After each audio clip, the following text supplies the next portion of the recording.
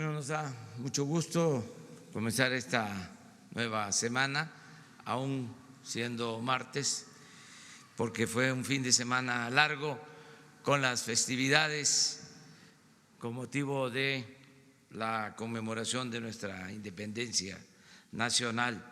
Vamos a iniciar el día de hoy con el quién es quién en los precios de los combustibles, como lo hacemos los lunes, ahora este martes, y va Ricardo Sheffield, que es el procurador de la defensa del consumidor, a informar sobre cómo están los precios de las gasolinas y del gas. Gracias, señor presidente. Muy buenos días a todas y a todos. En la gasolina regular encontramos en esta semana que cerró el pasado domingo el precio más alto en Tlalnepantla, Estado de México, con un precio al público de 21 pesos 44 centavos por litro y un margen de 2 pesos 91. Vale señalar, si ustedes recuerdan, que el margen hace unos meses estaba arriba de 3.50 por litro, ha venido reduciéndose el margen significativamente en la gasolina regular y en consecuencia el precio al público, mientras que el precio más bajo lo encontramos en autoservicios petroleros y comerciales del Golfo, en Coatzacoalcos, Veracruz, con un margen de 29 centavos y un precio al público de 17 pesos con 59 centavos por litro.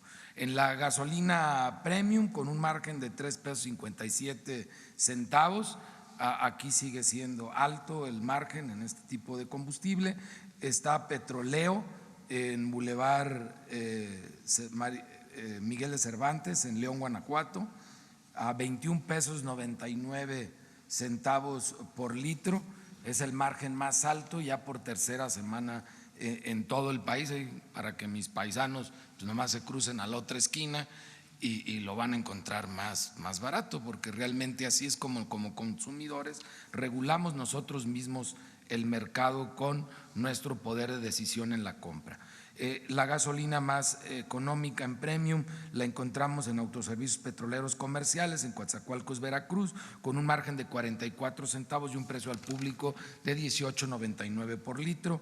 Y en el diésel, Reforma Gasolinera en Hermosillo, Sonora, con un precio al público de 22 pesos 58 centavos por litro y un margen de 2 pesos 96 centavos, es el más alto con el margen más alto, y el más bajo con un margen de 26 centavos en diésel, Consorcio Sari en Comacalco, Tabasco, a 19.59 por litro el precio del diésel. Y si lo vemos finalmente por marcas, hemos ido notando como Arco, de estar en los primeros lugares, ya está en el cuarto lugar, ha venido bajando su margen significativamente, mientras que Shell, que está en tercero, estaba a media tabla con BP y ha venido al contrario subiendo su margen. Los más económicos con el menor margen, la Gas, Orsan y Total, sería el resumen en el tema de gasolinas.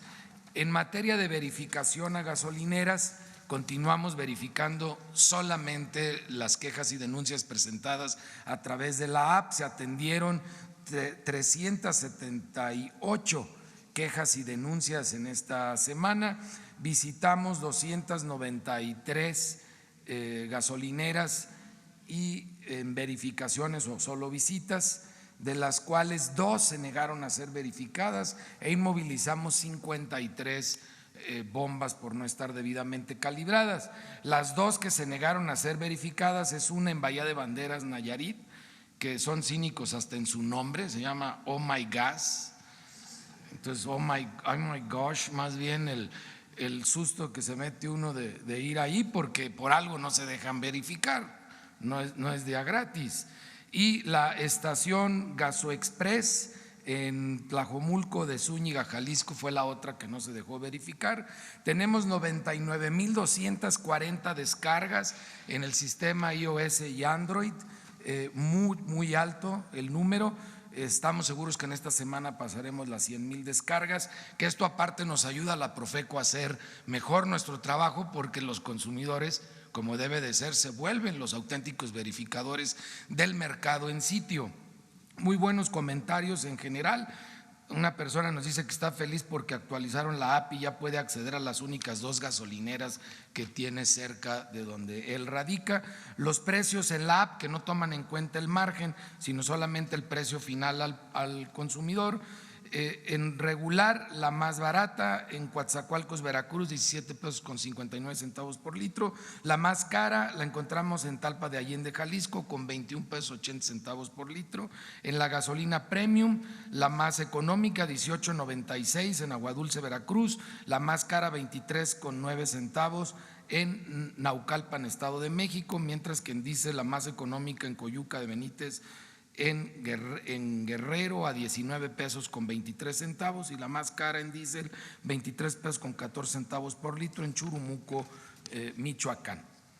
Realizamos un operativo especial en Nuevo Laredo, Tamaulipas, que en su momento ya se informó, fue exactamente hace 8 días, con el apoyo del Ejército y en base a una denuncia presentada por escrito por el gobierno del estado de Tamaulipas.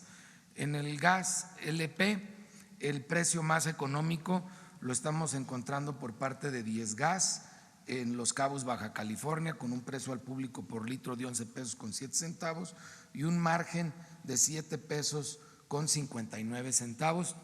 También aquí ustedes recordarán que los márgenes andaban arriba de los 11 pesos y ha venido bajando significativamente el margen en promedio en el país, mientras que la más económica ya varias semanas ha sido esta la estación de venta de gas LP en tanques estacionarios más económico del país, en Central de Abastos de Tehuacán, Santiago Mihuatán, Puebla, con un precio al público de 6 pesos 76 centavos por litro y un margen de 2 pesos con 60 centavos. Es la prueba que sí se puede dar más económico el gas LP. Y en cilindros, 10 Gas SADCB en Los Cabos, Baja California, con un precio al público de 20 pesos 50 centavos por kilo y 53 centavos, 12 pesos con 53 centavos por kilo de margen. Es el precio y el margen más alto en todo el país, mientras que el más económico en cilindros es Gas Menjuc en Pátzcuaro, Michoacán. También Gas Menjuc ha aparecido en varias ocasiones como el que tiene el margen menor. Tiene un margen de 5 pesos 42 centavos por kilo y un precio al público de 14 pesos con 15 centavos. Y en la verificación de gas les informamos que visitamos 20 estaciones de venta al menudeo de gas LP, de las cuales 2 recibieron infracción, 18 salieron bien, ninguna se negó a ser verificada. Verificamos 140 básculas, solo una estaba mal calibrada. Verificamos también 10 vehículos, todos salieron bien, 10 autotanques, todos salieron bien, 13 lotes de cilindros, solo 14 salieron con falla, muy bajo, un promedio de 7.3%, pero no eran fallas que pusieran en peligro a los consumidores. En esta ocasión ningún tanque se encontró que ponga en peligro a los consumidores. Muchas gracias.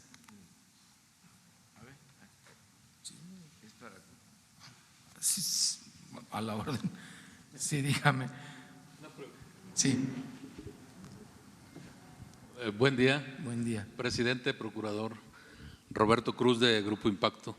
Bueno, pues el tema de este fin de semana es la noticia internacional del ataque con drones a zonas petroleras de Arabia Saudí.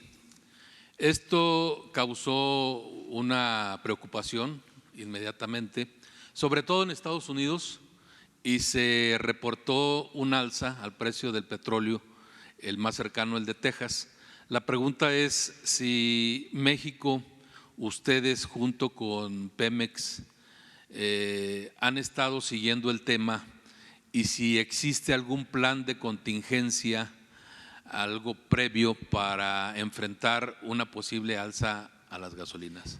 El señor presidente hizo un compromiso público que ha venido cumpliendo día con día de mantener estabilidad en los precios de los combustibles y efectivamente hay un mercado internacional del petróleo, pero a través de la Secretaría de Hacienda y de propio Pemex, sobre todo de Hacienda, tenemos un esquema que ordenó el señor presidente en donde se maneja alzas y bajas en el IEPS y en el subsidio a los combustibles, de manera que prevemos que habrá estabilidad en el mercado. Muy bien. ¿Sí? Gracias. Presidente, Procurador José Hernández de Escuanto, para preguntarle sobre las multas que impone la Profeco. Esto sabemos que la reforma a la Ley Federal de Protección al Consumidor en enero del 2018 faculta para que a partir del 1 de julio de este año la Profeco pueda cobrar las multas. La pregunta sería, ¿sabemos qué bolsa acumulada hay de todas estas multas? Y si hay alguna resistencia por parte de los gobernadores de los estados para entregar la información de lo que han cobrado y si tiene algún plan o proyecto para invertir este tipo de multas. Gracias. Es una resistencia anticipada de algunos gobiernos del estado que recibían varios millones adicionales porque ellos cobraban las multas por la Profeco. Por eso la anterior legislatura tuvo a bien facultar como autoridad fiscal a la Profeco. Sin embargo, aunque teóricamente desde el 14 de junio podemos cobrar nuestras propias multas, lamentablemente hasta el día de hoy no han sido publicados nuestros reglamentos. Actualmente están en revisión en la Secretaría de Hacienda y Crédito Público, luego pasarán a la Función Pública y una vez publicados ya podemos nosotros actuar. Entonces, hoy en día siguen siendo algunos municipios y algunos gobiernos de los estados quienes están cobrando por Profeco sus multas. En su momento, cuando las cobremos, el recurso de esas multas entra a Hacienda y veremos a ver cuánto nos devuelven para poder operar, porque aunque lo cobremos nosotros, no es recurso que podamos disponer de él de manera directa. Sí, señor. Gracias, Procurador. Daniel Rosas, del Grupo Radio Centro. Solamente un comentario y pregunta. Nos han hecho llegar algunos radioescuchas comentarios en el sentido de que si bien hay algunas estaciones que han disminuido los precios, dicen los usuarios que ellos perciben que esas gasolinas en donde sale más barata les rinde menos, no tenemos muy claro a qué se refieren.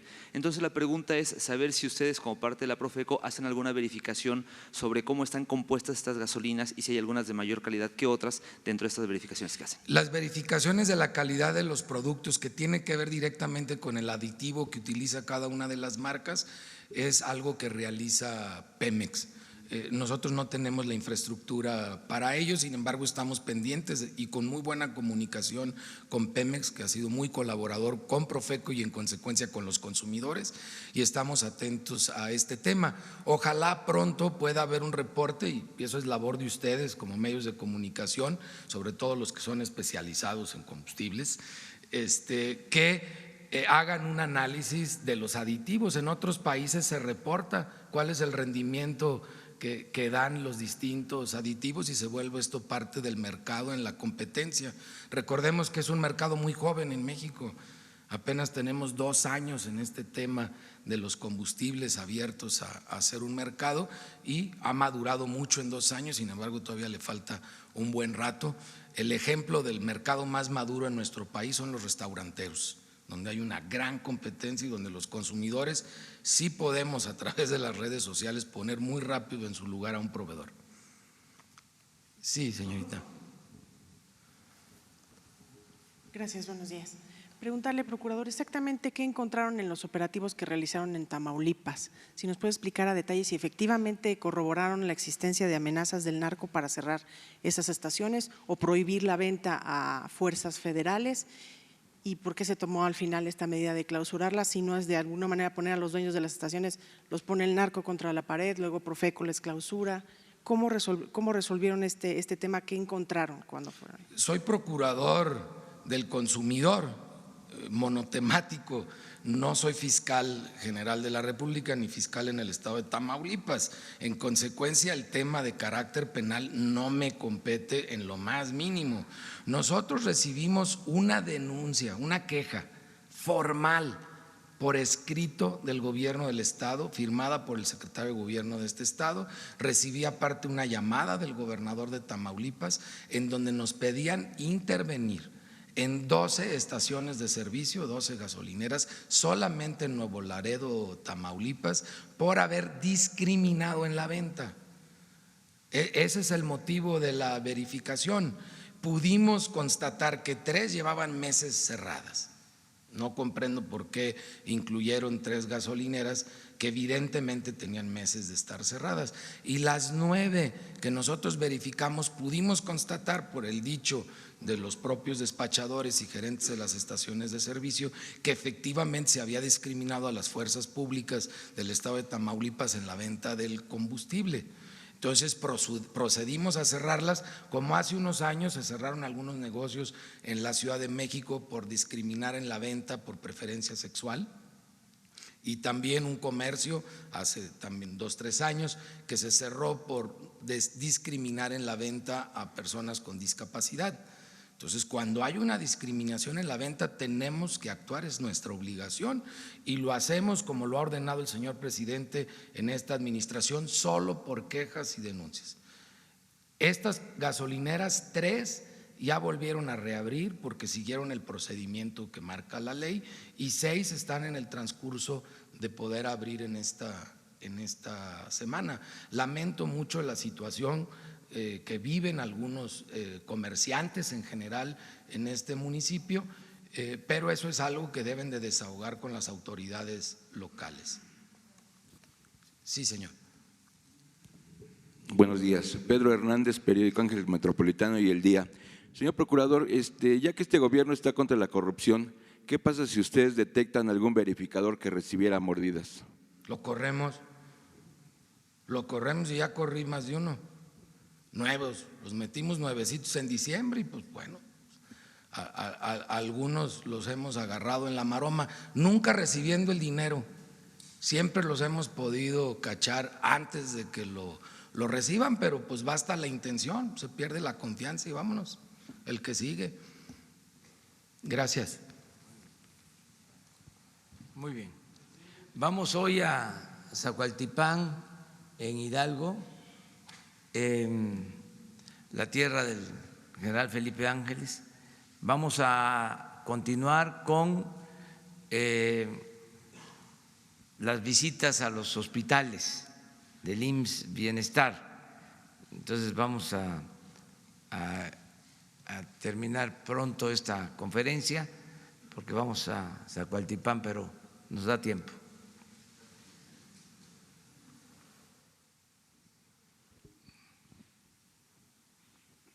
Buenos días, señor presidente. Buenos días, señor procurador. Urbano Barrera, del diario Ovaciones.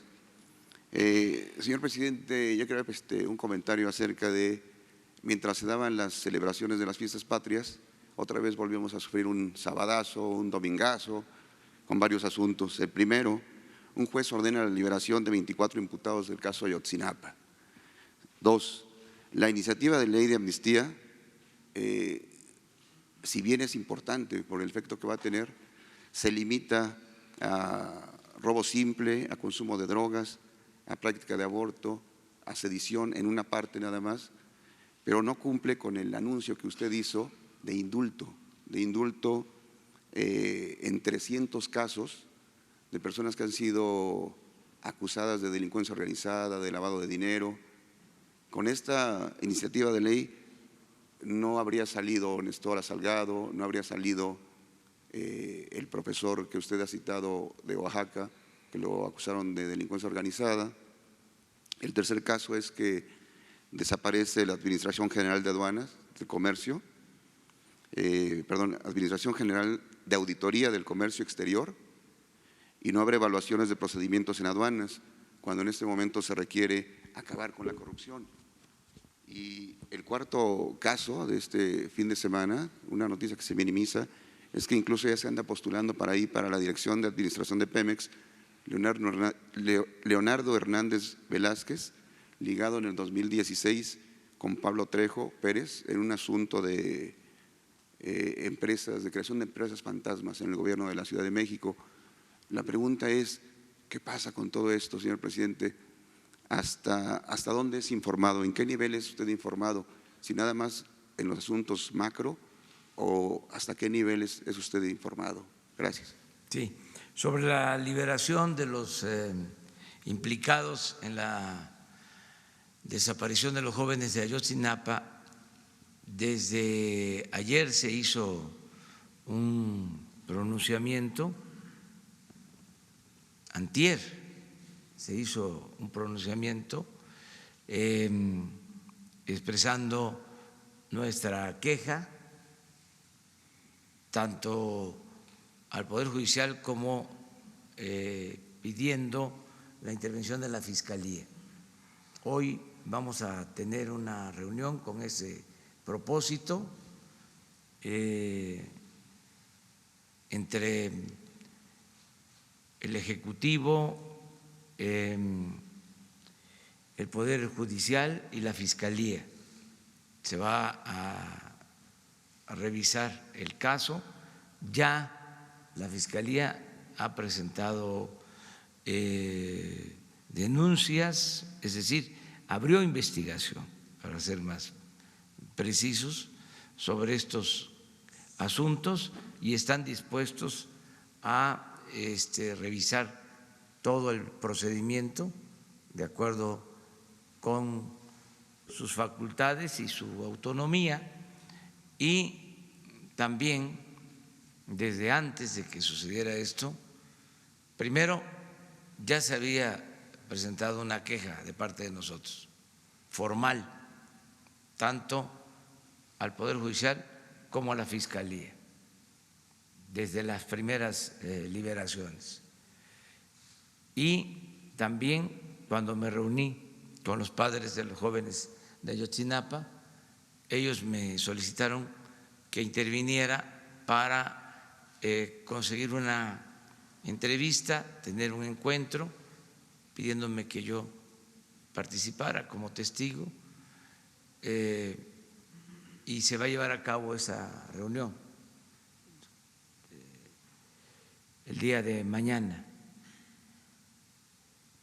Vamos a tener esa reunión y se va a tratar este asunto. Acerca de lo de Pemex, no hay absolutamente nada.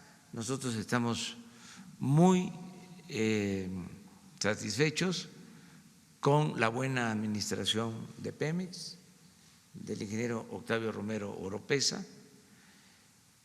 Tan es así que por intervenir Pemex, por limpiar a Pemex de corrupción, de influyentismo, por actuar con eficacia y empezar a perforar pozos petroleros, detuvimos la caída en la producción de petróleo, se estabilizó la producción de petróleo, estamos ya empezando a recuperar la producción, se reestructuró parte de la deuda de Pemex, en fin, se avanzó mucho en estos 9 meses, un poco más, 9 meses y medio, y ahora con este atentado a las plantas en Arabia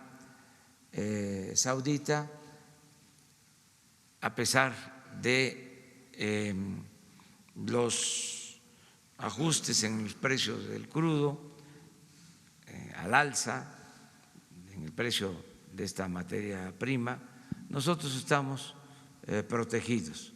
Decirle a los mexicanos que no van a haber variaciones de precios en las gasolinas, que vamos a seguir manteniendo el compromiso de que no aumenten los precios de los combustibles en términos reales.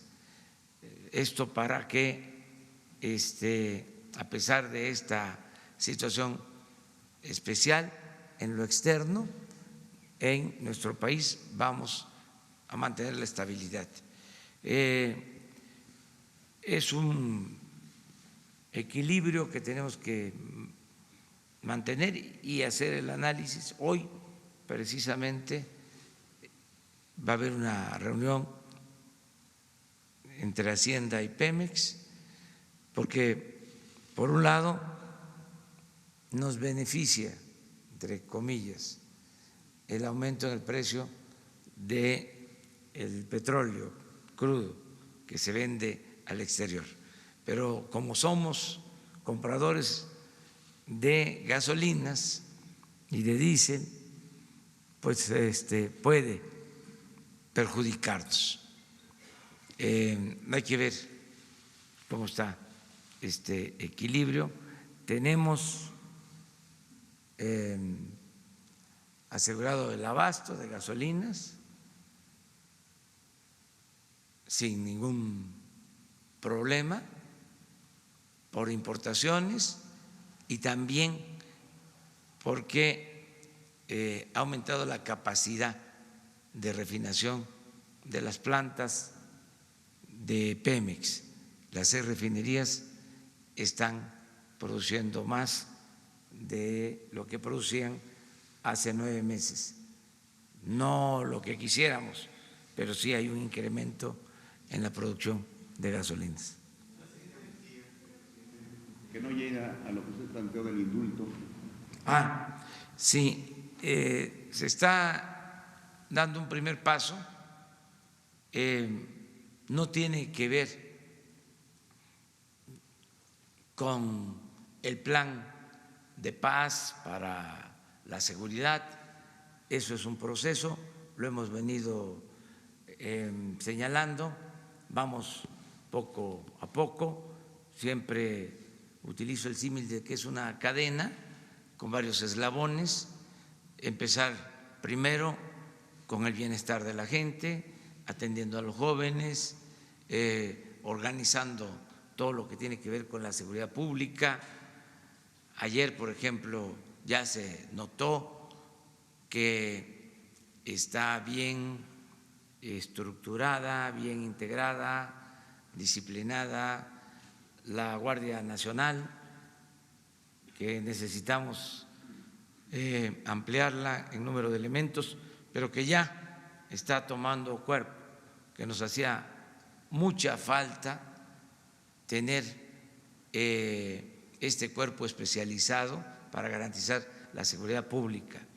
También otro eslabón importante pues es la campaña para disminuir el consumo de drogas, para evitar que siga creciendo el consumo, las adicciones. Eso es otro eslabón importante. También el que no se permita la corrupción en los encargados de la impartición de justicia, ese es otro eslabón. Otro más, que se respeten los derechos humanos, que no haya racias, que no haya masacres, que el Estado, como ha sucedido, deje de ser el principal violador de los derechos humanos, el que todos los días estemos atendiendo el asunto, eso también contribuye, el que estemos actuando de manera coordinada, la Secretaría de la Defensa, la Secretaría de Marina, la Secretaría de Seguridad Pública, Gobernación, en fin, que se esté avanzando de esta manera. Y ahora ya otro eslabón es el control de las armas. Un planteamiento que se hizo en Estados Unidos fue acerca de solicitar que intervengan para contrarrestar la introducción de armas procedentes de Estados Unidos. Y así vamos a ir avanzando hasta ver lo de la amnistía, la reinserción de personas que están detenidas y que deseen incorporarse a la vida pública. Todo esto se está analizando, tiene que pasar desde luego por la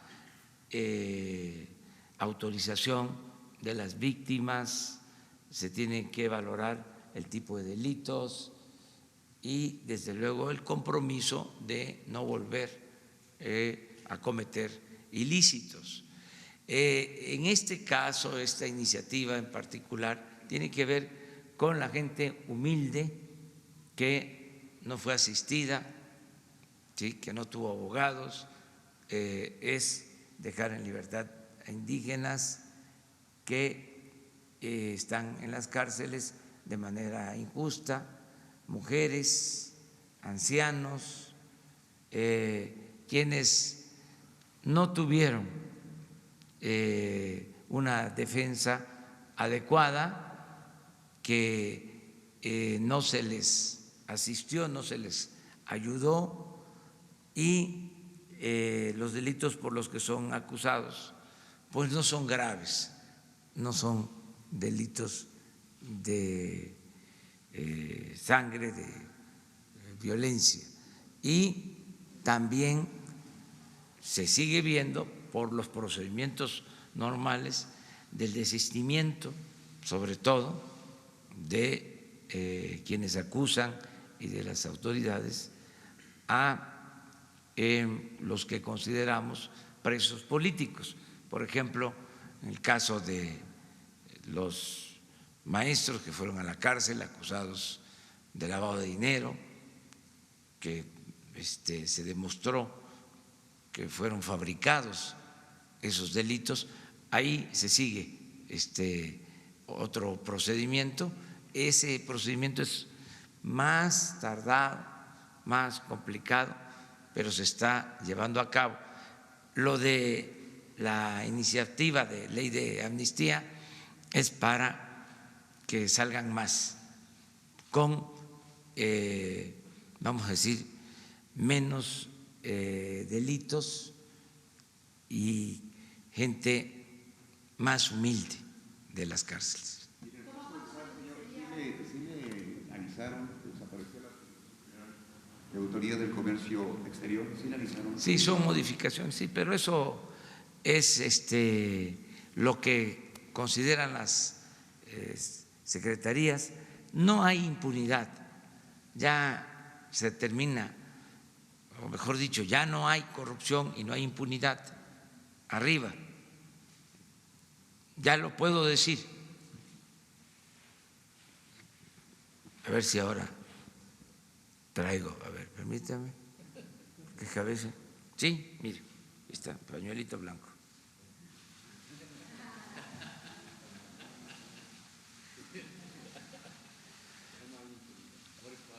No hay corrupción ni impunidad tolerada arriba, es decir, en los niveles más altos del gobierno. Ya empezó a limpiarse el gobierno de corrupción de arriba para abajo, como se limpian las escaleras. Y ahí vamos avanzando. Es un asunto de generación también esto del pañuelo, porque ya los jóvenes ya no usan pañuelo,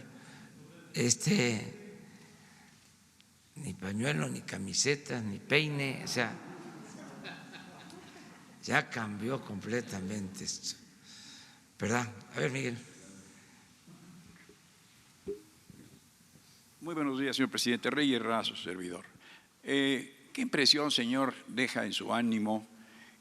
¿A qué lo obliga? ¿A qué lo compromete? ¿Qué siente un hombre cuando ve una manifestación como la de la noche del 15, que conmovió a tantos mexicanos?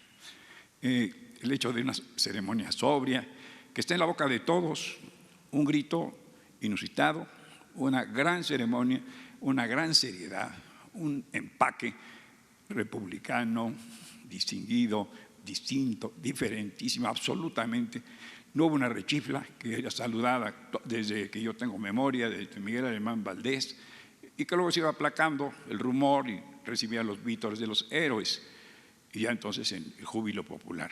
Pero el suyo, que no lo dejaba ver la gente, que pronunció 20 vítores usted y mencionó todos los aspectos de su gobierno. ¿Qué compromiso recibe un hombre de ver a 100,000 o más vitoreándolo, aplaudiéndolo, uniéndose? ¿A qué lo compromete? ¿Y qué es el hombre, el ser humano fino, qué experimenta su espíritu? Ojalá nos dé esta respuesta, señor presidente. Muchas gracias. Pues a no fallar, Miguel.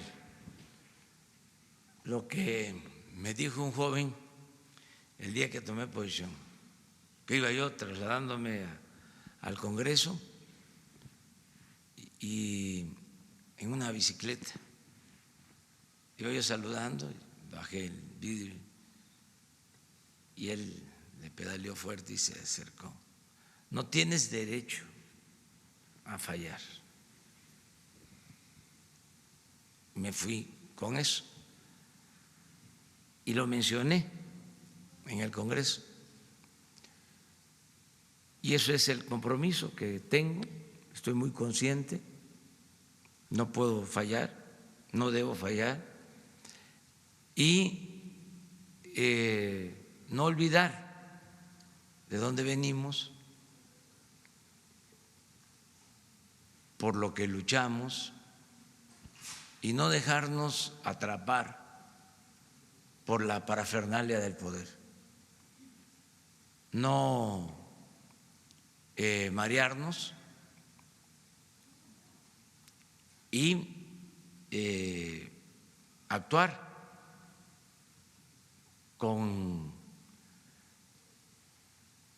el protocolo republicano, no el de Su Alteza Serenísima, sino el de Siervo de la Nación de Morelos. Entonces, estar muy pendiente de eso, actuar con humildad, el poder es humildad, siempre lo digo, repito y repito que el poder solo tiene sentido y se convierte en virtud cuando se pone al servicio de los demás. Y la gente es mucha pieza. El pueblo de México es extraordinario. Le profeso un profundo cariño, un profundo amor a nuestro pueblo. No es cierto lo que sostienen algunos de que el pueblo es malagradecido, porque había también esa versión de que para qué se le sirve al pueblo si no agradece. No es cierto. En toda mi vida pública siempre el pueblo me ha sacado adelante. En los momentos más difíciles siempre he contado con el apoyo de la gente. Entonces, amor con amor se paga y por eso no vamos a fallar y a seguir trabajando para sentar las bases de la transformación. Hay algo importante, me gustó mucho un replanteamiento o una actitud muy digna de algunos adversarios, hablando de que era el momento de una reconciliación. Yo les tomo la palabra, creo que necesitamos la unidad. Si tenemos el propósito de que progrese el país con justicia, que haya crecimiento con bienestar,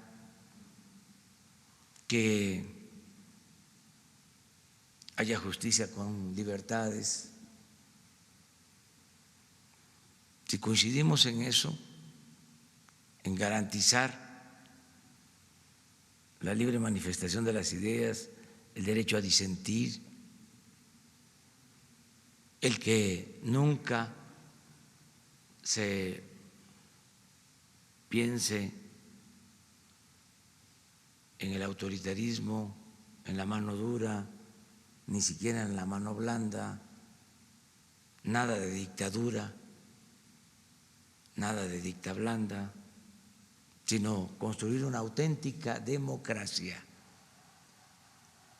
Sobre eso nos entendemos y desde luego a partir del respeto a todas y a todos. Sería muy aburrida la vida si todos pensáramos de la misma forma. La democracia es pluralidad, es discrepancia, es debate, pero al mismo tiempo es unidad y es respeto.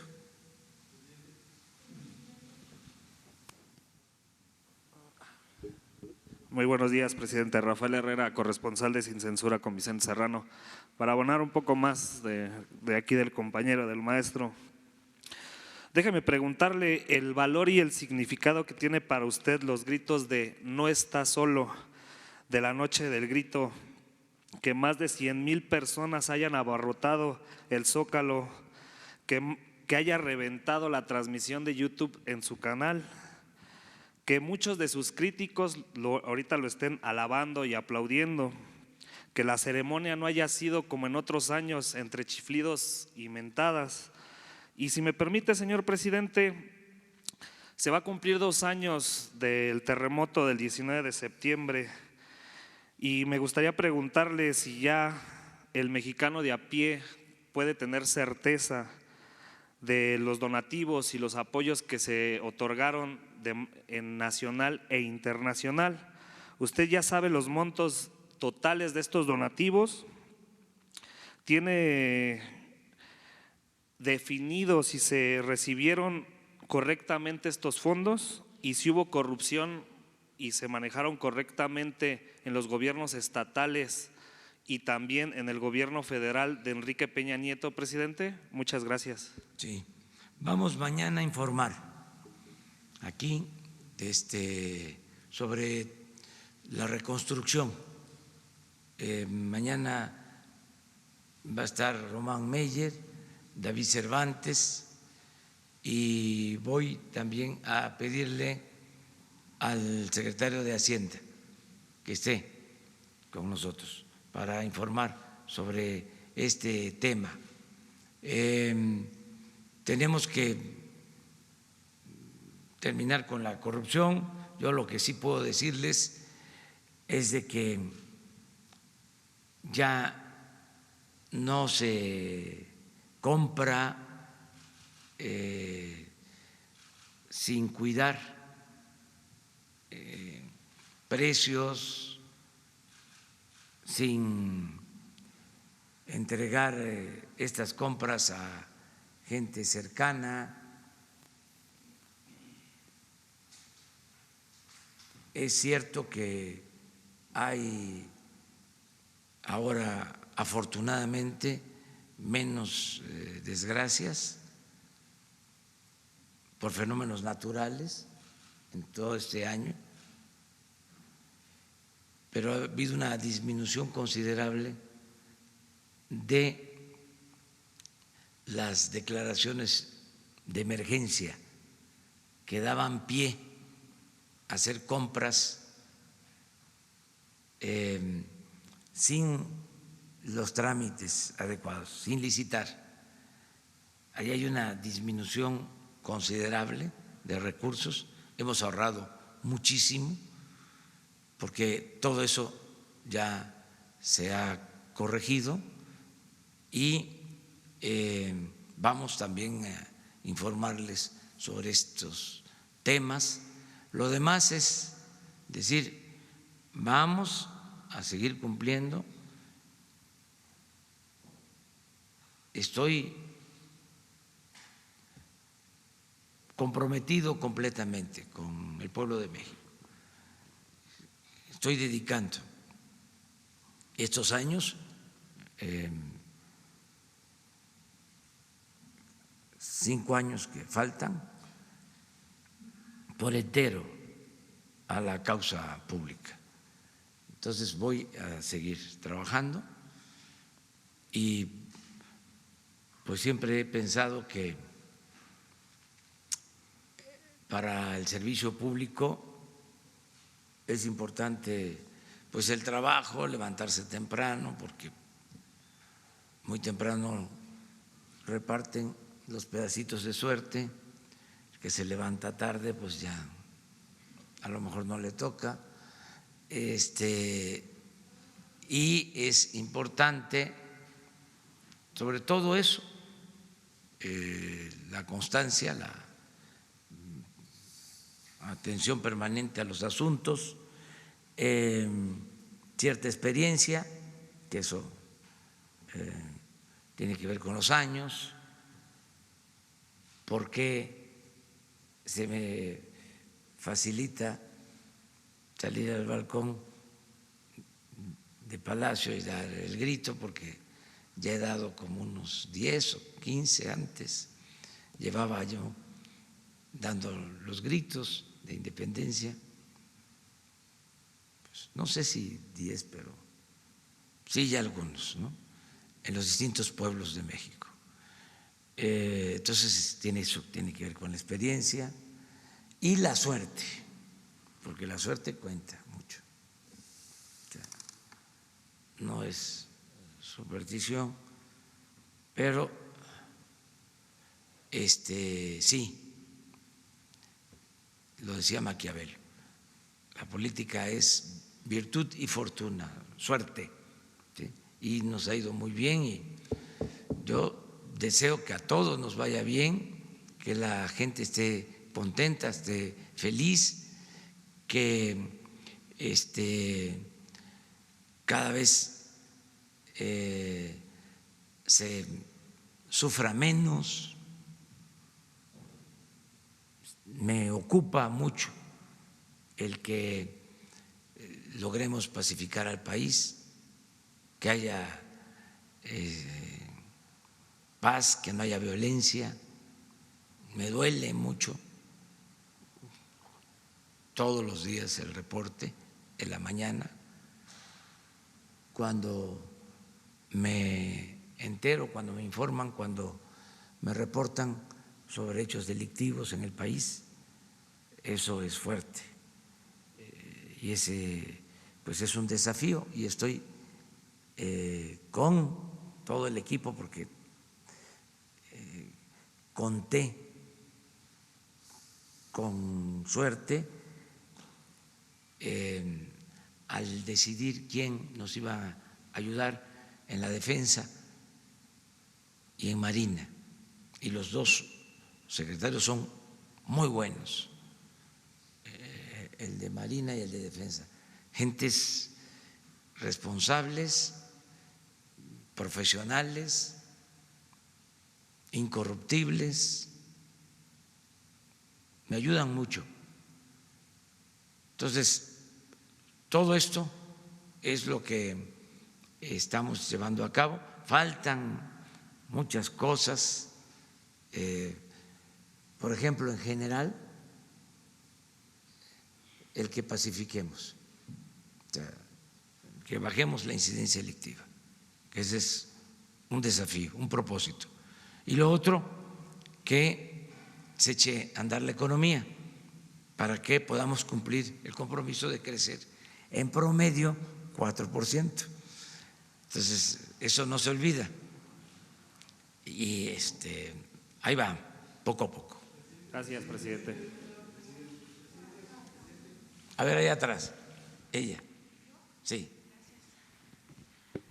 Muy buenos días, señor presidente. Yo soy Katia Chacón de Costa Rica, soy periodista independiente.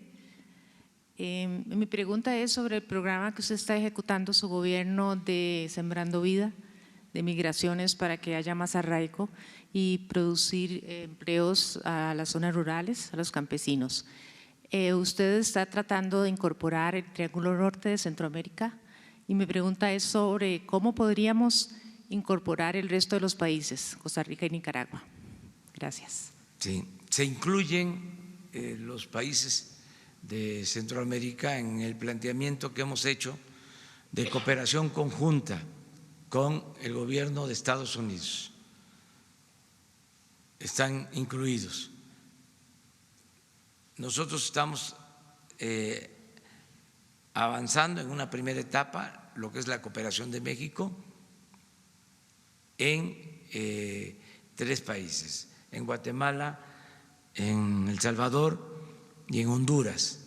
Pero eso es lo que corresponde a México, que también se va a ir ampliando poco a poco. Yo tengo mucho interés en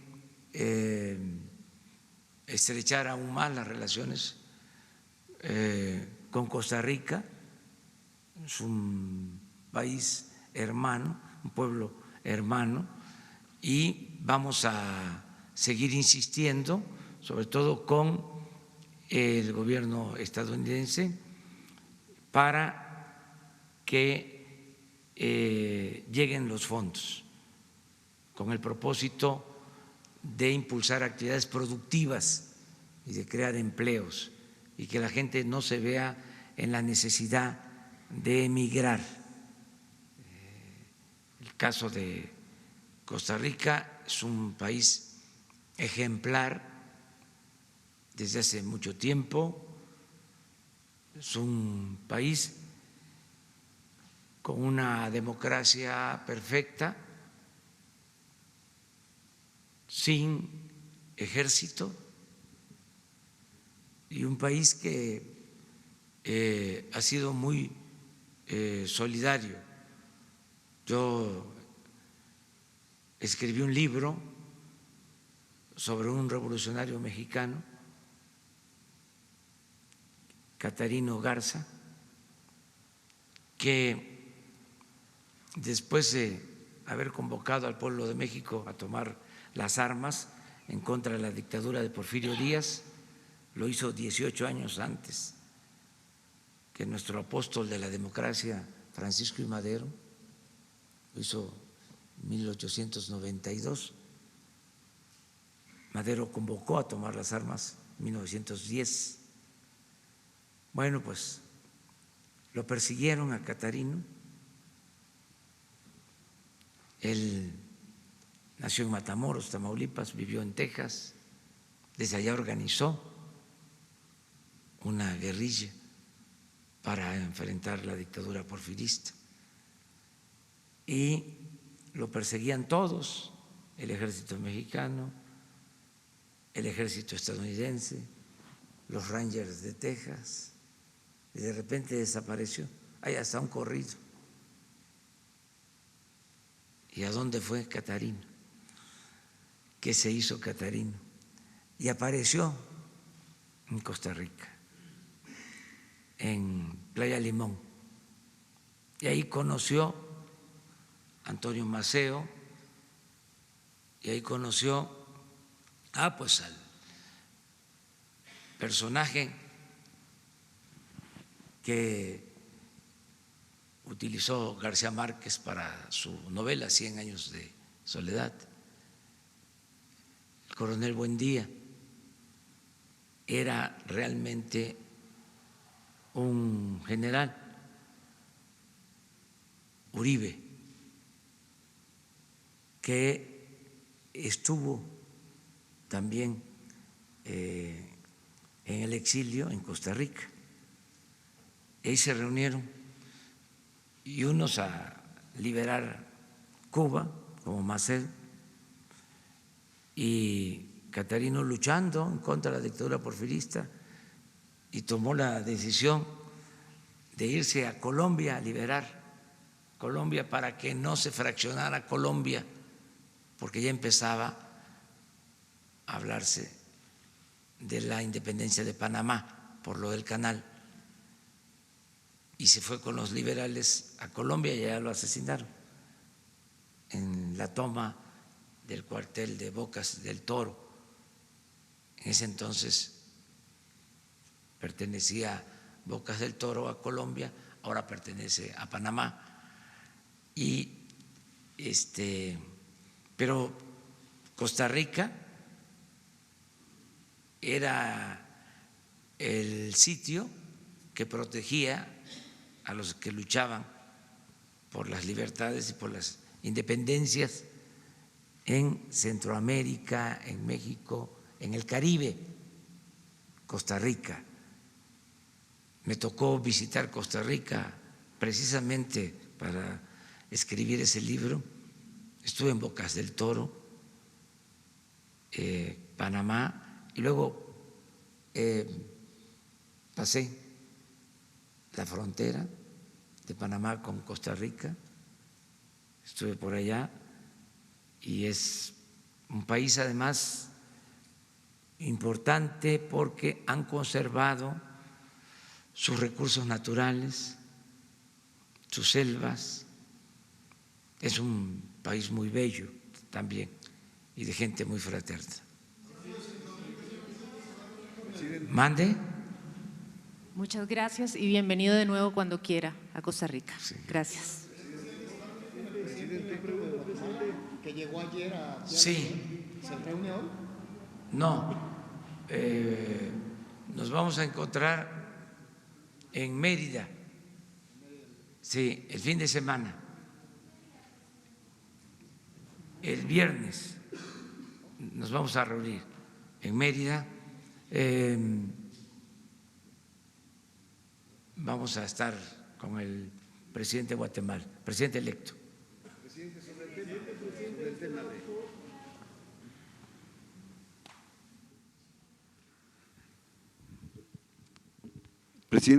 Presidente constitucional de los Estados Unidos mexicanos, Carlos Pozos, reportero de Petróleo y Energía. Buenos días a quienes nos ven y a quienes nos escuchan. Efectivamente, presidente, por primera vez en México se celebra la Cumbre Mundial de Premios Nobel de la Paz. 27 laureados han confirmado su asistencia. Esto se tiene proyectado, entiendo yo, para el 19 de septiembre. Asiste Rigoberta Menchú, Jordi Williams por prohibir las minas terrestres, el expresidente Juan Manuel Santos de Colombia. Y efectivamente recordar que nosotros en México tenemos a 3 laureados, que es Octavio Paz, Premio Nobel de Literatura, y a Mario Molina, que obtuvo el Premio Nobel de Química, y al olvidado Alfonso García Robles, quien obtuvo el Premio Nobel de la Paz en 1982 por su trabajo en contra del desarme nuclear. Presidente, llama la atención que un evento de esta magnitud se dé en Mérida, Yucatán, en un momento adverso, usted lo acaba de decir, de seguridad. Que se logre este magno evento, de este calibre, manda una buena señal al mundo que podemos, a pesar de la inseguridad que se vive y de lo que a usted le lamenta, el tener esos reportes, que se dé una reunión de tal envergadura. Sí, es una iniciativa que tomó el gobierno del estado de Yucatán, el gobernador Vila, que nosotros apoyamos, respaldamos, y nos da mucho gusto que estén los premios Nobel de la Paz en Yucatán. Vamos a estar nosotros, nos invitaron a un convivio el jueves por la tarde-noche. Desde luego el jueves vamos a estar toda la mañana pues recordando los hechos lamentables del sismo del 85 y los sismos posteriores. Vamos a estar aquí y vamos a ir al Zócalo, a izar la bandera a media asta, primero, desde muy temprano. Y ya en la tarde vamos a ir a Mérida, a Yucatán. Ese es el programa. Y nos da mucho gusto que estén aquí estas personalidades, y creo que también es un homenaje merecido al pueblo de Yucatán y a sus autoridades, porque es de los estados más seguros del país desde hace muchos años. Entonces, esto hay que reconocerlo, es algo muy importante. Es mi segunda pregunta, señor presidente. Ahorita que está la compañera colega de Costa Rica y usted está hablando sobre el tema exterior, en alguna pregunta en meses atrás yo le había hecho sobre el tema Venezuela y me dijo pues que el gobierno de México no intenta intervenir en el conflicto. Mas, sin embargo, quisiera reiterar, presidente, tengo entendido que hay un grupo de venezolanos que han redactado un documento con la exposición de motivos para que se le presente a su gobierno y el gobierno de México sea la sede para poder darle solución al conflicto que se vive en Venezuela. Quisiera saber si es cierto, si ya hay este acercamiento y si México estaría dispuesto en ser esa sede para que ese pueblo venezolano, ese pueblo de hermanos, pudieran solucionar su problemática que viven. Gracias. Sí, nosotros hemos planteado que en todo lo que podamos ayudar para conseguir la paz, la tranquilidad, la armonía en Venezuela, estamos en la mejor disposición de ayudar. Esto se planteó en un encuentro que se llevó a cabo en Uruguay. El gobierno de ese país y el gobierno nuestro ofrecieron ayudar para buscar el diálogo entre las partes y encontrar una salida pacífica, conciliada ante el conflicto en Venezuela. Seguimos en la misma postura, no somos partidarios del uso de la fuerza.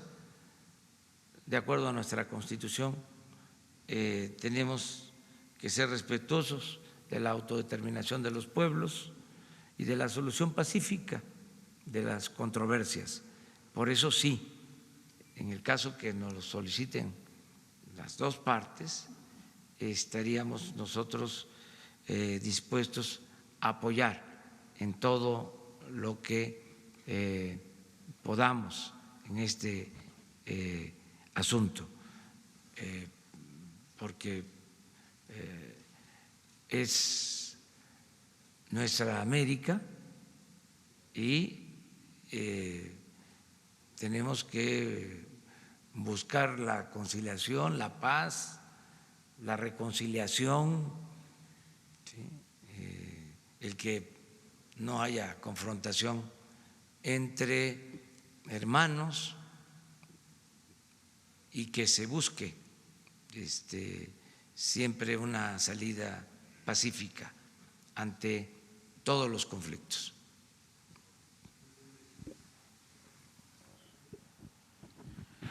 Presidente, el tema que ha sido reiterativo, mañana miércoles se reinicia en la Cámara de Diputados la discusión de las leyes secundarias de la nueva reforma educativa.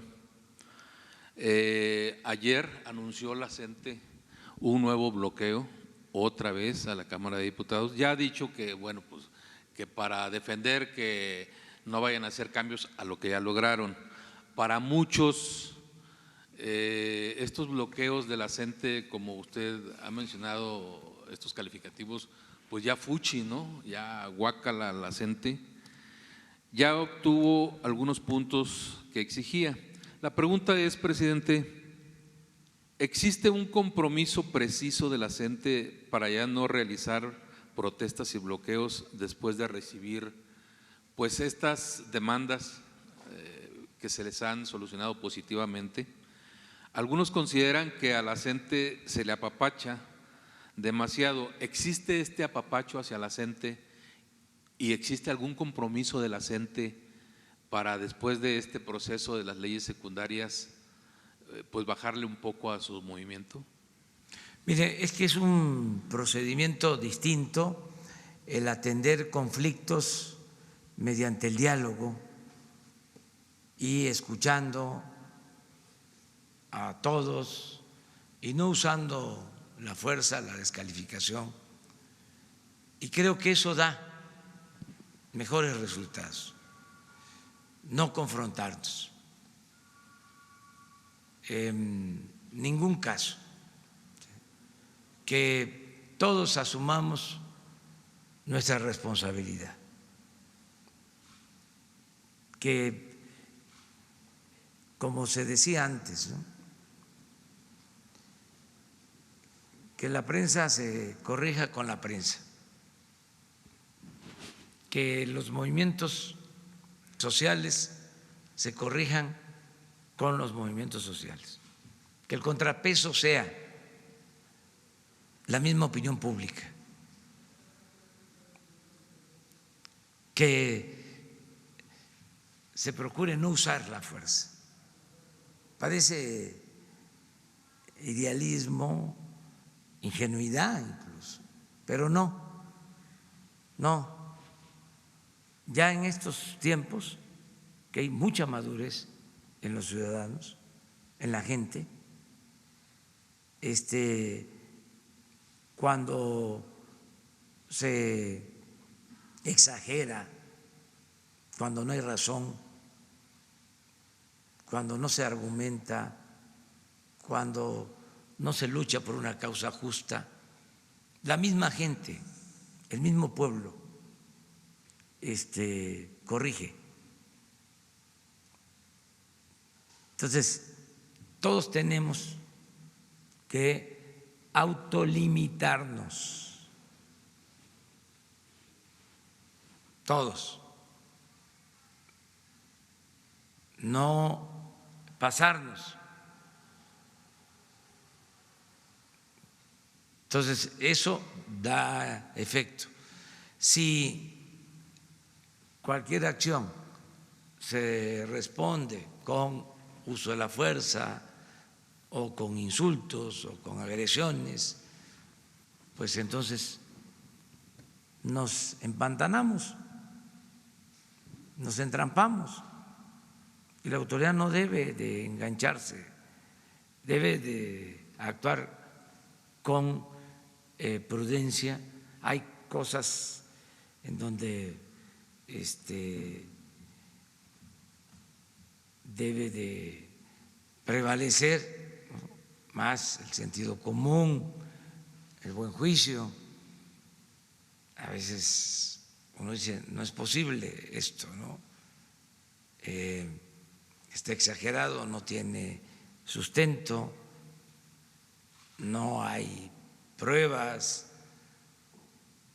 son intereses particulares, no son intereses generales, sí, pero el respeto, la tolerancia, la libertad de manifestación, equilibrar todo eso y llegar a un acuerdo. Yo estoy seguro que se va a terminar de aprobar lo de las leyes secundarias, están bien en el proyecto, no es una concesión graciosa.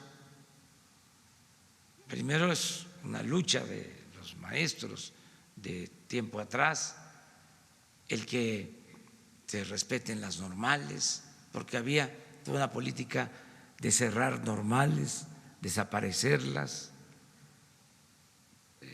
muchas fueron eliminadas y con la excusa de que se formaban subversivos, rebeldes, rojillos, todas esas manifestaciones. Y se luchó porque se mantuvieran las escuelas. Bueno, ahora nosotros llegamos a la conclusión de que hacen falta las escuelas normales y que se van a fortalecer para la formación de los maestros y que de esa forma pues no tendríamos que contratar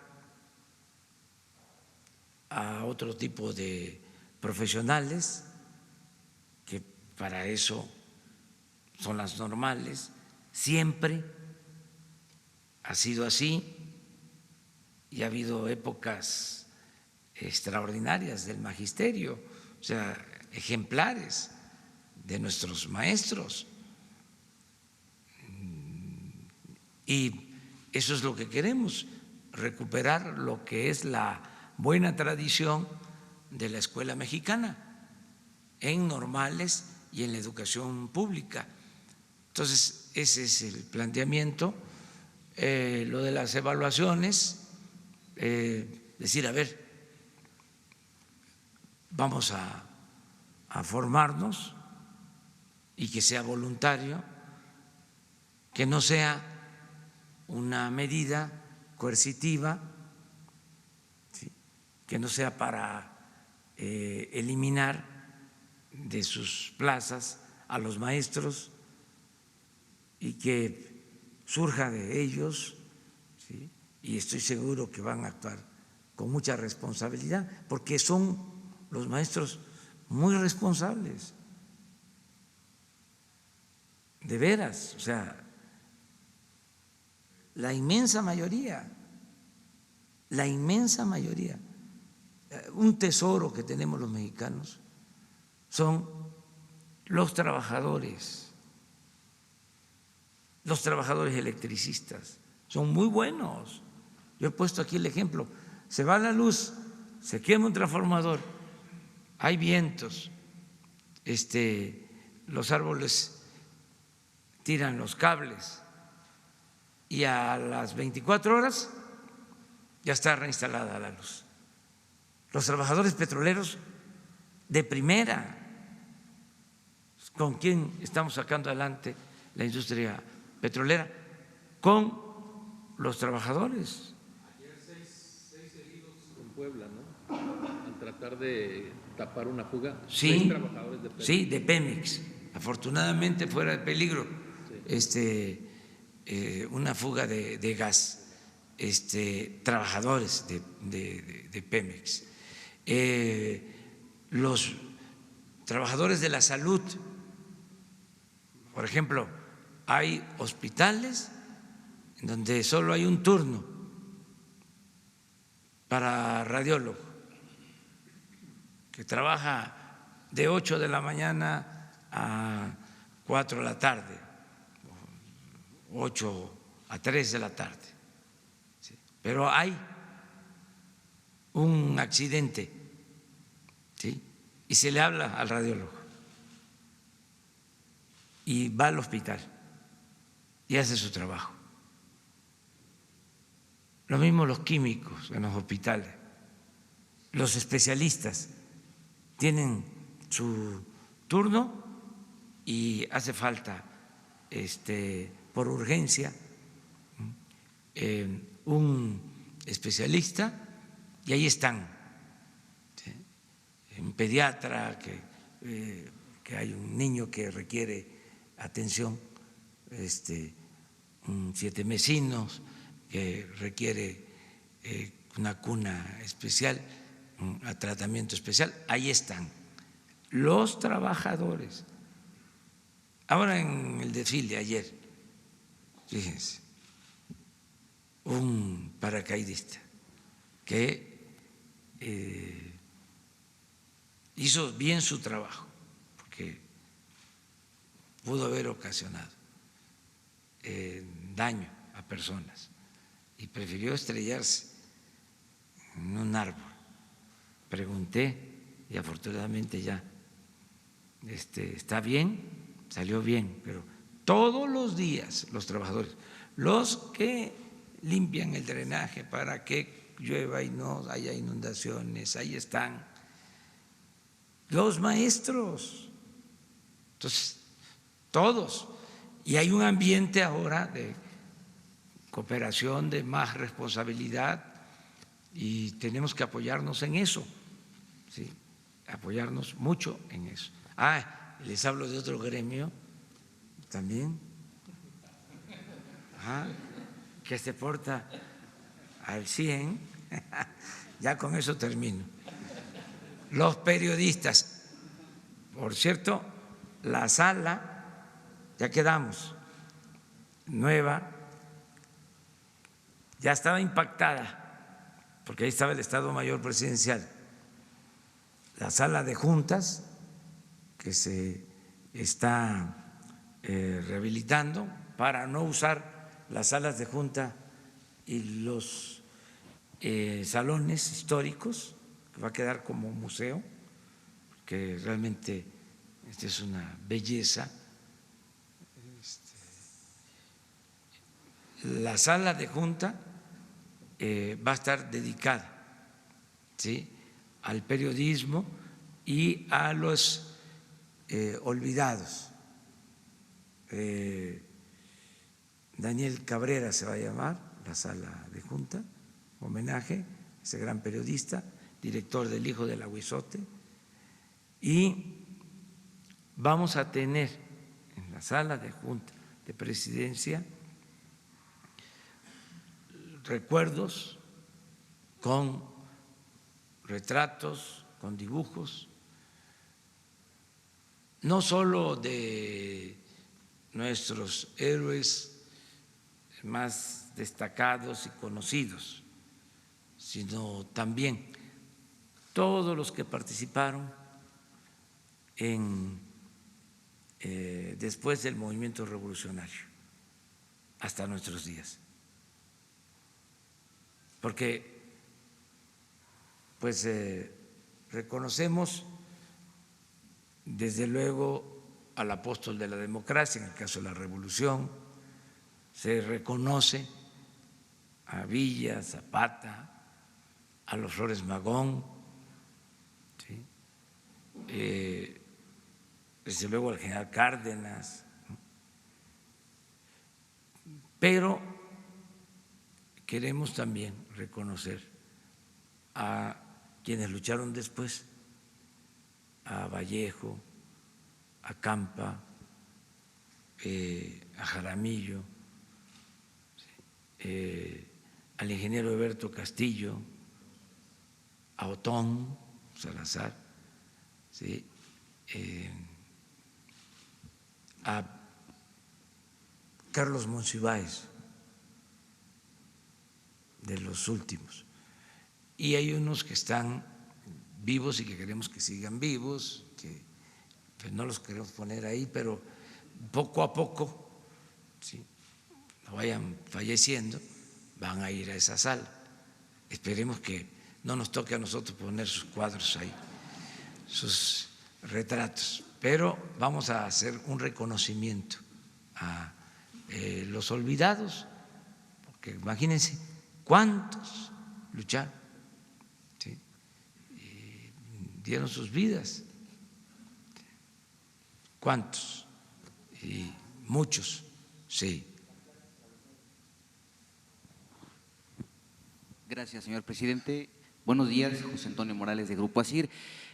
Retomo lo que comentaba usted la semana pasada con relación a los médicos. Hacía usted un símil en cuanto a las plazas para los normalistas, para los maestros, y hablaba también de la Secretaría de la Defensa. Mencionó al final el caso de los médicos. Hay un examen, una evaluación que es el Examen Nacional de Aspirantes a Residencias Médicas y otra serie de evaluaciones que les sirven a ellos de filtros para ejercer con base en sus conocimientos. ¿Cómo quedaría con base en lo que usted propone esta situación, estas evaluaciones que finalmente son los filtros para que ellos puedan atendernos a todos los mexicanos como uno de los ejércitos más importantes que tenemos en el país? Gracias.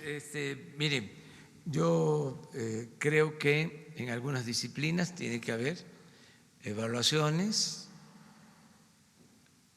en otras considero que no, incluso en lo que corresponde a la medicina, que requiere de mayor especialización. Considero que hay dos planos: lo que es la medicina especializada, ¿sí?, y lo que es la medicina de atención a la gente en enfermedades no graves. Nosotros tenemos mucho avance en la medicina especializada. Los institutos de medicina son de los mejores institutos de América Latina y del mundo. Nutrición, cancerología, cardiología, de primera. Ese nivel de atención médica especializada. Nos falta la atención a la población que vive en las zonas marginadas, que se requieren médicos generales, médicos familiares, especialistas que no quieren ir a trabajar por varios motivos, desde que se alejan mucho de la familia, de que pueden obtener extras si están en los grandes centros de población, porque pueden estar trabajando en el seguro y al mismo tiempo tener un consultorio, o estar en un instituto de salud y tener su consultorio, o estar en una clínica privada, o sea, tienen más ingresos. Luego, la cuestión de la seguridad, hay zonas más inseguras. Entonces, nos cuesta más trabajo conseguir los médicos para las zonas rurales, hospitales de segundo nivel, desde luego unidades médicas rurales donde van pasantes, y hospitales de segundo nivel. Ahí es donde nos faltan más médicos. ¿Cómo vamos a resolver esto? Por ejemplo, ahí el que esté más tiempo, me lo planteaba el doctor Alcocer, que el que esté más tiempo trabajando en un hospital rural puede hacer una especialidad en esa medicina, la de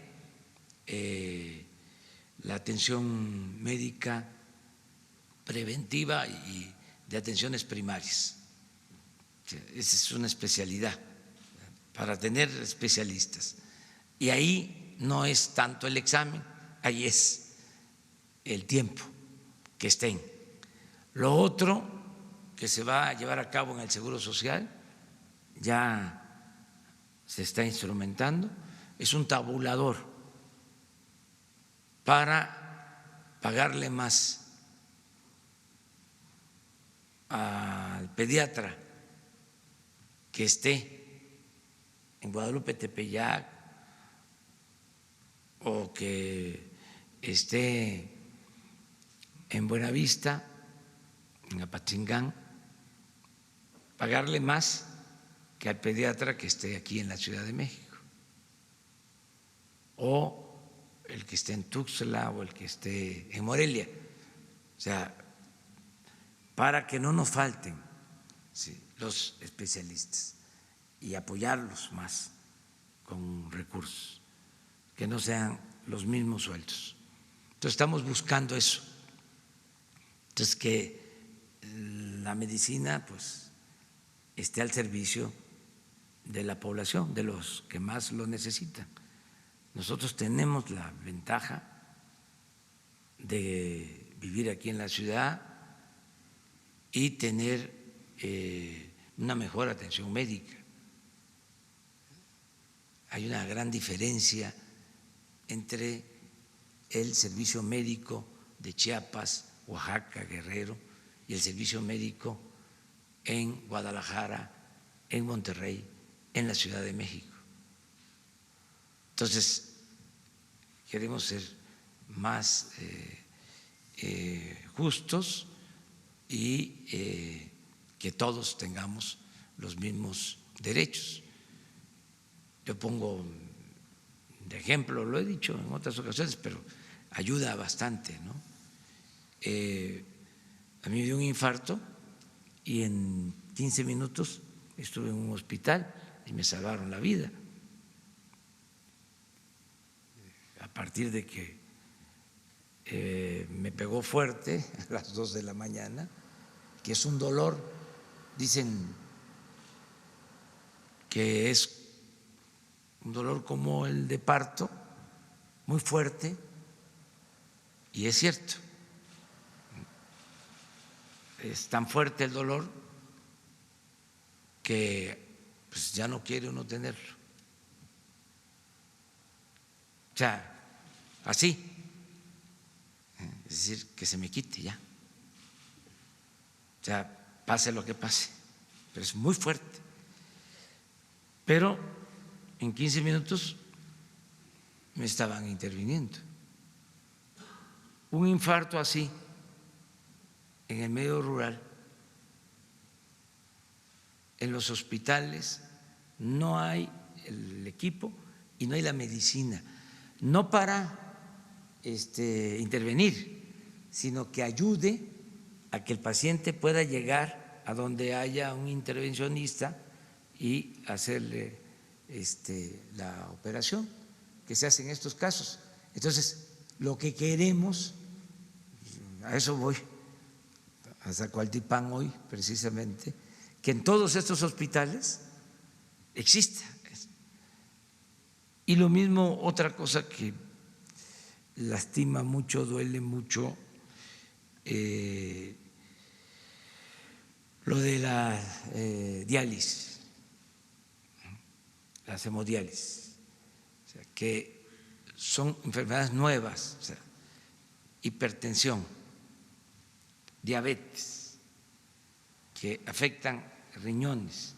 Entonces, no estaba hecho el sistema médico público ni privado para atender este tipo de enfermedades.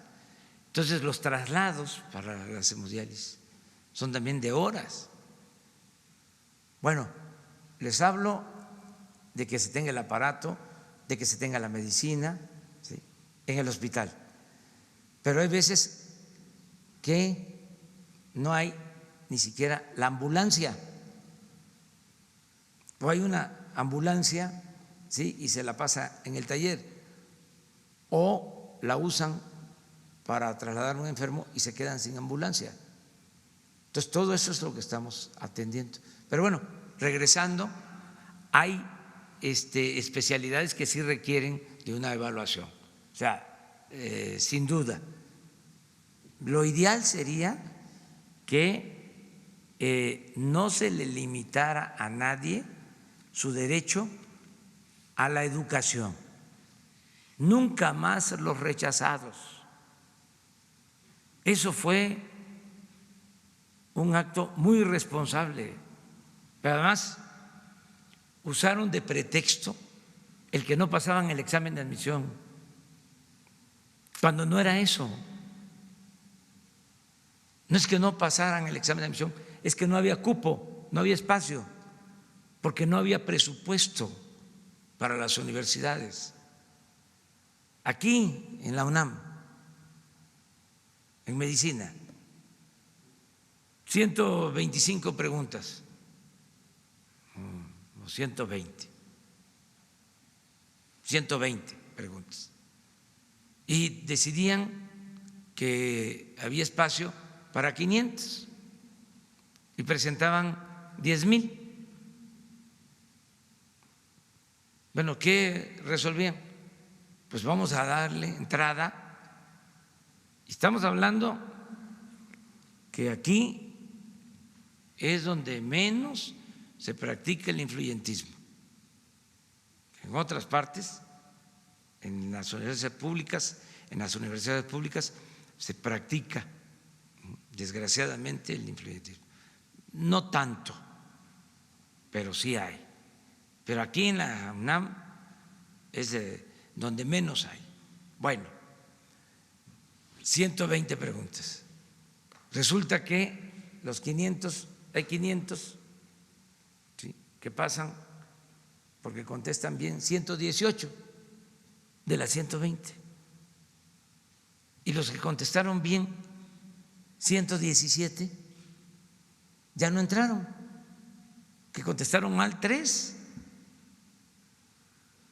Entonces, no es que no pasaran el examen, es que no había espacios, no había cupo. Entonces, a eso es a lo que me refiero. Cuando digo, no usen el examen de admisión para rechazar a los jóvenes, es 1000 veces mejor tener a los jóvenes estudiando que tenerlos en la calle. Y también otra cosa que es importantísima y que se les olvidó a estos tecnócratas, que llevaba un fondo esto, ¿no? La idea era de que te rechazo. Primero, el presupuesto se utilizaba para otras cosas. Y además, te rechazo porque así va a crecer la matrícula de escuelas privadas. Vamos a privatizar la educación. Llegó un límite en que ya no se podía, porque ¿quién paga colegiatura? ¿O quién tiene para pagar colegiatura? Pues no deja de ser un sector de la población. La mayoría no tiene para que sus hijos estudien en escuelas privadas. Entonces llegó el momento que se estancó, ¿sí?, y se quedaron los jóvenes sin posibilidad de estudio. Bueno, pero hay otro asunto todavía más delicado. Si al joven se le rechaza, si se le margina, si se le discrimina, se le deja sin la posibilidad de tener a veces un segundo hogar. La escuela es el segundo hogar para el adolescente. Si en la casa hay problemas por pobreza, por desintegración familiar, el que pueda ir a la escuela, aún con todas las limitaciones, es encontrarse con sus compañeros, estudiantes, es el consejo del maestro, es estar en la escuela, es fortalecer su autoestima.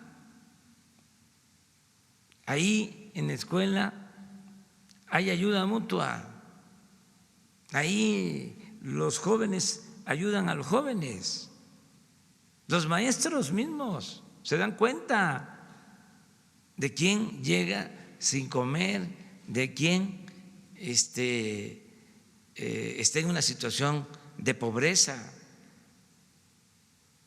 Entonces, cerrar la puerta, rechazar, todo esto con la excusa de la calidad de la enseñanza, de la excelencia. Empezaron a manejar esto, de que solo los genios. No, nosotros tenemos que cuidar calidad de la enseñanza, desde luego, pero también cobertura, acceso a la educación, las dos cosas. Entonces fue una argumentación muy tramposa que se aplicó durante mucho tiempo y mucha gente de buena fe se dejó llevar por eso. O sea, aceptó de que lo mejor era la calidad. ¿Cómo le vas a estar dando becas a quienes no sacan buenas calificaciones? Bueno, ¿y en qué circunstancias se dan las calificaciones? Porque unos sí sacan buenas calificaciones, hay algunos que pues, tienen más habilidades, ¿sí? O expresan su inteligencia de una forma mejor que otros, pero hay quienes no obtienen buenas calificaciones por circunstancias sociales que se manifiestan. Qué bueno que hay gente humilde, pobre, que a pesar de todo eso obtienen buenas calificaciones. Eso es excepcional, pero hay que considerar una serie de factores sociales que no se tomaban en cuenta. Entonces, a eso me refería con lo de los exámenes de admisión. Lo importante es tener a todos los jóvenes estudiando, a todos estudiando, que no haya rechazados, que todos puedan, inclusive el que venga con retraso de un nivel de escolaridad y vaya a entrar a otro, pues a lo mejor detenerlo para que se empareje, pero que no deje de estudiar. Tenemos que conseguir, mediante el estudio y el trabajo, que vuelva a haber movilidad social. ¿Cómo nos superábamos nosotros antes? Pues con el estudio y con el trabajo. ¿Cómo salimos adelante? Con el estudio y con el trabajo. Muchos mexicanos, muchos. Entonces, que no se detenga la posibilidad de que el hijo del campesino, el hijo del obrero, el hijo del comerciante, del maestro, pueda, con el trabajo y con el estudio, ascender en la escala social. Nada de que naciste pobre y vas a morir pobre. No. Esa condena conservadora, no. Todos tenemos derecho, ¿sí?, a la superación, a salir adelante. Y el Estado tiene esa función, que también eso es otro tema. No es el mercado, no. El Estado está obligado a garantizar la educación pública gratuita y de calidad en todos los niveles escolares. La educación no es un privilegio, es un derecho de todos los mexicanos. Bueno, ahora sí.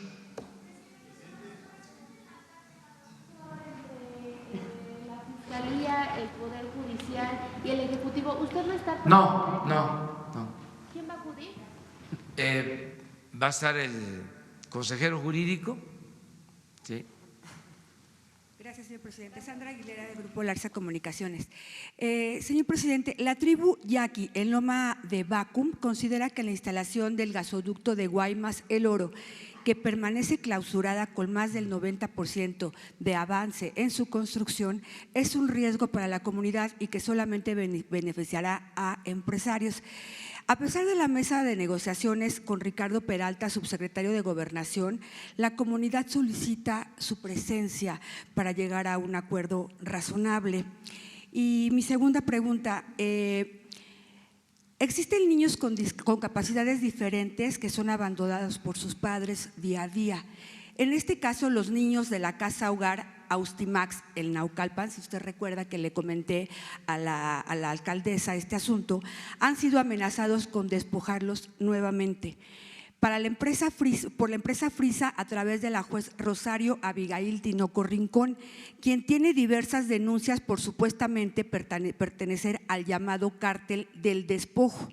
Y por otro lado, tenemos a Miguel Ángel Burguete García, juez octavo de distrito, quien negó el amparo a estos niños para no ser desalojados. Sin embargo, concedió 2 suspensiones con carácter definitivo y una provisional que impiden la cancelación del nuevo aeropuerto internacional en Texcoco y la construcción del aeropuerto de Santa Lucía.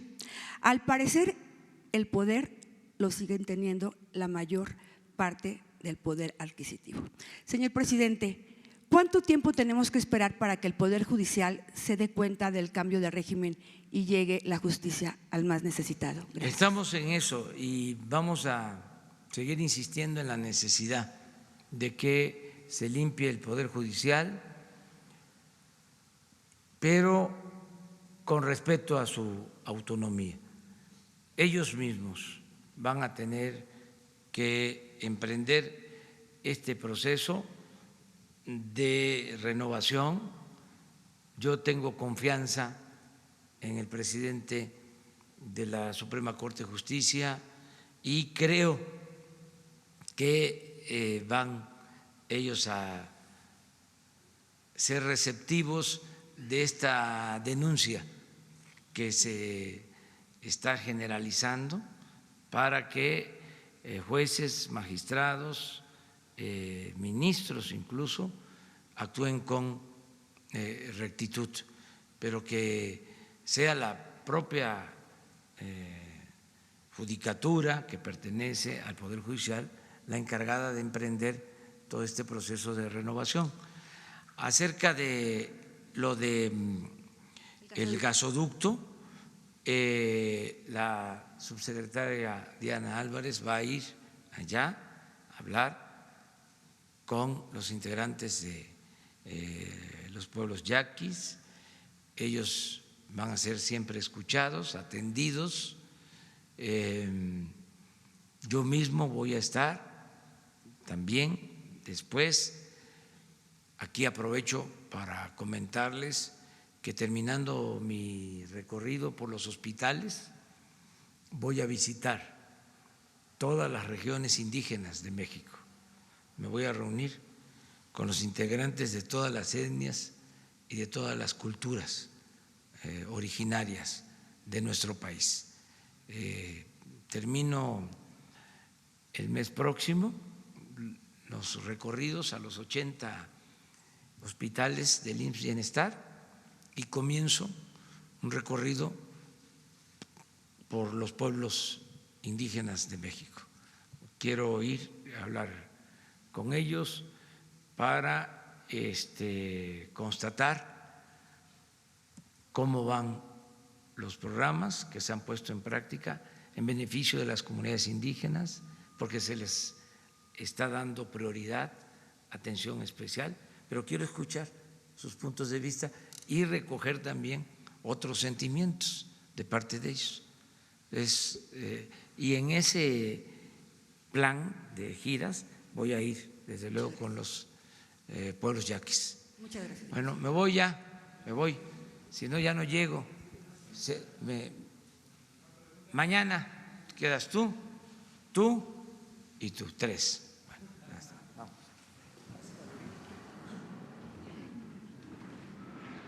Sí, los apuntan, ¿verdad? Sí, está.